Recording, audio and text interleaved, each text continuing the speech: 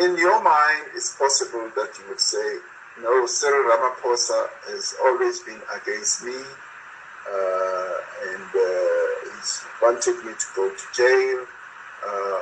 He wants me, no support for me, for my legal cases, and so on. That's possibly your view, but I'd like to say, and I don't even want to say you should believe me, that has never been my orientation.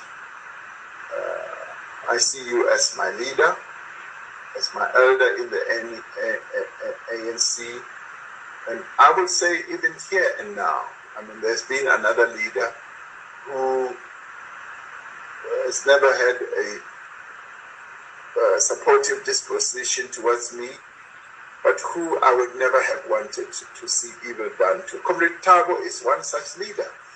And as I was saying, even as a view was taken that he should be, taken out of the position, I am one of those, and you as well, who said no, it should not happen in this way. But in the end, we lost the argument. You will remember how Comrade Thabo was taken out. There were contrary voices, and mine and yours and a few others were the voices, but we were overwhelmed. And in this case as well, in your case, we were overwhelmed as well. But I guess you believe that I am deceitful and I'm not to be trusted. I'm sorry that you see things in that way, Comrade Jason.